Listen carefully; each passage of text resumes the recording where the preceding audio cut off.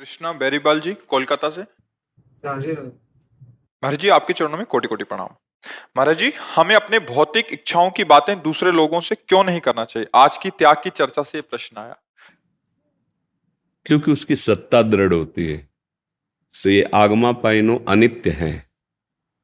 अगर इनको हम बार बार चिंतन करेंगे, इनकी वार्ता करेंगे, तो हमारा हृदय इनमें आसक्त हो जाएगा, इनमें महत्व बुद्धि हो जाएगी, इनकी सत्ता दृढ़ लगेगी, और यही हमारा नाश है, यही हमारा पतन है। विषयों का चिंतन, विषयों का भोग, विषय वार्ता, विषय लालसा, यही हमारी बार बार जन्म और मृत्यु का कारण, दुर्गति का कारण यही है। इसीलिए इनकी ना तो वार्ता करनी है, तो बोधयंता परस्परम, भगवान कहते हैं परस्पर मेरी वार्ता करो, तुम्हारी वाणी पवित्र हो जाएगी। अगर आपको भोग चाहिए तो जो भोग प्रभु को समर्पित किए जाते हैं, प्रसाद बनाकर उनका सेवन करो। धर्म युक्त, धर्म की सीमा के अंतर्गत भोग, तो वो किसी से कहने की जरूरत नहीं है, भगवान से भी मांगने की जरूरत नहीं है। क्यों? क्योंकि भगवान से हम सत्य वस्तु मांगे कि भोग मांगे। एक जैसे गरीब आदमी है, वो किसी चक्रवर्ती सम्राट के पास जाए और उससे कहा जाए तुम्हारी जो इच्छा हो मांग लो, कहेगा 1 साल का भैंस गाय का चारा दे दो, 1 साल की रोटी की व्यवस्था कर दो। पर ये नहीं समझ रहा कि चक्रवर्ती सम्राट अगर वो ये बोल दे कि आपको जो भावे सो दे दो, तो इतना दे देगा कि तुम जीवन भर खा नहीं पाओगे। ऐसे ही हमारे भगवान सुख समुद्र हैं, ज्ञान समुद्र हैं। हम अज्ञानी जी पता नहीं क्या मांगे, उसकी सत्ता नहीं जो हम मांगेंगे, तो हम उन्हीं के ऊपर छोड़ देते हैं कि प्रभु आप जैसे प्रसन्न हो और जो प्रसाद आप दीजिए। तो फिर हम मांगे भी क्यों प्रभु से? कोई अज्ञानी है क्या? वो सर्वज्ञ हैं, जानते हैं, जो उनको उचित लगेगा वो करेंगे। हम तो उनके आश्रित होकर फिर दूसरों से जब हम विषय वार्ता करते हैं तो उसकी सत्ता दृढ़ होती है। समझ में आ रही है आपकी? अगर भजन नहीं करते तो क्या समझ में आएगा? अध्यात्म वार्ता है। हम अंदर से समझते हैं कि मेरी इंद्रियों की कमजोरी है, निकल जाओगे, और उनकी सत्ता दे दी, हर्षित होकर भोगे, तो अनंत जन्म हो गए उन्हीं भोगों को भोगते हुए। माया की एक बड़ी शक्ति है जिसका नाम है विस्मृति कराना। परसों आप मध्याह्न में क्या पाए थे? परसों पर विस्मृति करा रहे, तो पिछले जन्म में आप क्या थे? देखो, उसका काम, माया का काम है विस्मृति कराना।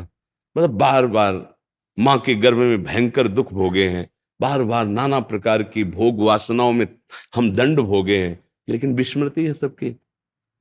संसार की सुखद दुखद घटनाओं की कोई ऐसी स्मृति इस जन्म की बड़ी वाली, हाँ ऐसा नहीं, तो तत्कालिक पूछा जाए तो हमारी जितनी स्मृति है वो सब धूल धूसरित करती जाती माया। और भक्ति का क्या कार्य है? स्मृति प्रदान करना, सत्य वस्तु की स्मृति। जैसे संपूर्ण गीता सुनने के बाद श्री अर्जुन जी कह रहे नष्टो मोहा स्मृतिर लब्धा। माया का काम विस्मृति। तो आपको लगता है कि अगर मैं ये भोग लूं, ये वस्तुएं हों, मैं इनका स्वामी हूं, तो मैं सुखी हो जाऊं? कितने वर्ष, कितने दिन? जब हमारी मृत्यु आनी ही है, शरीर छूटना ही है, तो हमें वो वस्तु प्राप्त करनी है जो सनातन हो, जो नित्य हो, और जहां दुख का लेस ना हो। वो है भगवान का नाम, वो है धर्म के आचरण और भगवान की भक्ति युक्त जीवन। ये मांगो, इसके लिए कभी कोई रोक नहीं है। हाँ चलो, अगर संसारिक बात भी मांगनी है तो संसारिक पुरुष नहीं, भगवान से कहो और उनको एक छूट दे दो कि उचित लगे तो दे देना, मेरी मांग ये है। अगर मैं फंसूं और नष्ट हो जाऊं तो मेरे मांगने पर भी मुझे मत देना प्रभु। भक्तों की जो भावनाएं होती हैं, भगवान ने उनको भी अपना ही माना है, जो अर्थार्थी हैं, जो आर्त हैं, जो जिज्ञासु हैं। पर ज्ञानी को अपनी आत्मा कहा है, अर्थात मैं ही ज्ञानी हूँ, ज्ञान स्वरूप ब्रह्मविद ब्रह्मवि भवति। आपको समझ में आ रही है हमारी बात? जी जी। हाँ, तो हम ये कह रहे हैं कि किसी से कहने की क्या जरूरत है, क्योंकि इनकी सत्ता नहीं है। जब हम इनकी चर्चा करते हैं ना, तो इनकी सत्ता दृढ़ होती है। अब देखो, जैसे अंदर कोई विकार आ रहा है और आप सत्संगी हो, ऐसे नहीं, तेरी सत्ता ही नहीं, अब तू मेरा कुछ नहीं बिगाड़ सकता, राधा राधा राधा। वो स्फुरित होगा, जलाएगा, खत्म हो जाएगा। फिर स्फुरित होगा, अब उससे कम जलाएगा, फिर खत्म हो जाएगा। फिर स्फुरित होगा, फिर और कम जलाए, एक दिन आएगा कि स्फुरित ही नहीं होगा। अब वो जहां स्फुरण करके, उसका नाम मनमत है। इंद्रियां और मन ये मथित कर देती हैं, व्याकुल कर देती हैं, और हमारे को पता नहीं है कि इनसे कैसे हटना है। मन और इंद्रियों में तदात्म है, तो हम भोगों में शांति के लिए उतर जाते हैं। और भगवान ने कहा त्यागात शांति अनंतरम, और हम समझते हैं भोगात शांति अनंतरम। तो भोग से क्या हुआ, और वासना तृष्णा बढ़े, हम गिरते चले जाते हैं। इसलिए कहा गया कि आप अपनी इच्छाओं का दमन कीजिए, ना कि इच्छाओं को प्रकाशित कीजिए। अच्छा, जैसे जैसे आप इनको सत्य मानने लगेंगे तो फिर दुख भी सत्य हो गया, नरक भी सत्य हो गया, पापाचरण भी सत्य हो गया, वो तुम्हें भोगने पड़ेंगे। बिल्कुल आप ये समझो कि आप जैसा सोचोगे वैसा बन जाओगे, जैसा सोचोगे वैसा दिखाई देने लगेगा। ये जादू का तमाशा है, भगवान की माया का ऐसा जादू है। तुम जैसा सोचोगे वैसे तुम्हें अनुभव में आने लगेगा, और जैसा तुम्हारा भाव होगा वैसे तुम्हें दृष्टि प्राप्त हो जाएगी। जैसे मानो कामी पुरुष है और उसकी दृष्टि चाहे वो किसी को भी देखे वो अपनी कामना से युक्त देखेगा। निष्कामी पुरुष है वो अपने भाव से, और जो भगवान का प्रेमी है वो सर्वत्र भगवान देख रहा है, नहीं देख रहा? जड़ चेतन जग जीव जत सकल राम में, सीय राम में सब जग जानी, चिद चिद लक्षणम सर्वम राधा कृष्णमयम जगत। हमको क्या दिखाई दे रहा है, स्त्री पुरुष जड़ चेतन। हम जैसा ये यथा माम प्रपद्यन्ते तास तथैव भजाम्यहम्। अगर आप भगवान को विषय मानकर भजोगे तो विषय दिखाई देगा, ब्रह्म मान के भजोगे तो ब्रह्म दिखाई देगा। है वही, दूसरा नहीं, जाकी रही भावना जैसी प्रभु मूर्ति देखी। एक ही भगवान कंस के रंगमंच पर पधार रहे हैं, लेकिन अलग अलग सबको दिखाई दे रहे हैं। एक ही राम जी जनक जी के हाँ मंच पर विराजमान, सबको अलग अलग दर्शन। तो भगवान का अलग अलग दर्शन भाव दृष्टि के अनुसार हो रहा है।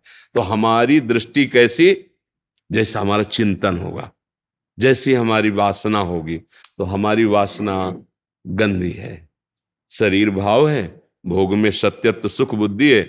इसलिए मना किया जाता है कि आप अपनी इस बात को समझो। अगर इनको आप नित्य मानोगे, इनको सुखद मानोगे, इनको सच्चा मानोगे, तो इसी में फंसे रहोगे, कभी निकल नहीं पाओगे।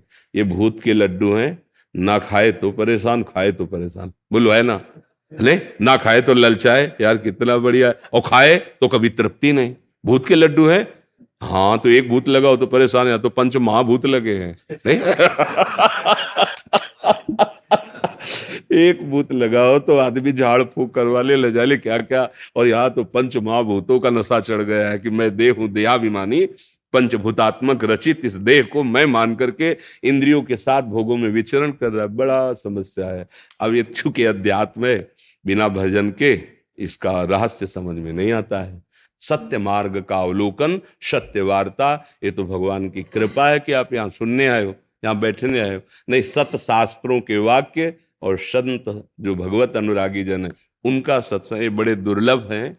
अगर आ भी जाए तो कुछ ले नहीं पाते, तर्क वितर्क देहाभिमान, और अगर पकड़ ले महत्संगस तो दुर्लभ हो पर अगम्य हो, दुर्गम हो। अगर आप उनकी बात समझ गए तो अमोघस्य है, निश्चित आप परमानंद में डूब जाएंगे। देखो जब पारस मणि मिल गई तो 100-200 ग्राम सोने की कोई बात रह जाती है क्या? पहाड़ बना लो, पूरी सृष्टि बनाने वाला प्रभु अगर मिल जाए तो आपके पास कमी क्या रह जाएगी? तो हम घाटे में हो जाते हैं जब प्रभु से कहते हैं कि हमको ये वस्तु दे दो, ये पदार्थ दे दो, तो हम घाटे में हो जाते हैं। जब 10,000 वर्ष तपस्या की श्री करदम जी ने, भगवान प्रसन्न हुए। भगवान ने कहा क्या आपकी इच्छा है? तो उन्होंने कहा हमें पत्नी चाहिए। तो भगवान के आंसू आ गए, उसी से बिंदुसर बना। भागवत में पढ़ के देखना, बिंदुसर का जो प्रादुर्भाव हुआ भगवान के अश्रु से हुआ। कि गजब है, मेरी प्राप्ति के बाद भी है। तब कहा कि ठीक है, आपने पत्नी के लिए मेरी आराधना की तो विश्व सुंदरी और परम पावन करने वाली महाराज मन और शत्रुपा से प्रकट देवहूति नाम की कुमारी आएंगी और तुम्हारा वरण करेंगी। और फिर आगे वाली बात स्वयं कह रहे हैं कि मैं स्वयं पुत्र रूप में आऊंगा और तुम्हें उपदेश करके तुम्हारा उद्धार करूंगा। देखो भगवान के लिए कामना जो भगवान से की गई, तो भगवान ने अपने आप ठेका उद्धार का भी ले लिया और कपिल भगवान के रूप में अवतरित होकर सांख्य योग का, प्रकृति और परमात्मा का बड़ा सुंदर उपदेश करके श्री करदम जी को परम पद प्रदान किया। तो अगर हम कोई चाह भी करें तो भगवान से करें और भगवान के ऊपर छोड़ दें, तो वो चाह के साथ, जैसे संखिया जहर है, खाएं तो मर जाएगा, पर जैसे दमा आदि बड़ी बड़ी बीमारियां हैं जब वैद्य उसे शोध कर अन्य औषधियों से मिला के देता है तो रोग निवारण, ऐसे विषय हमें मार देगा।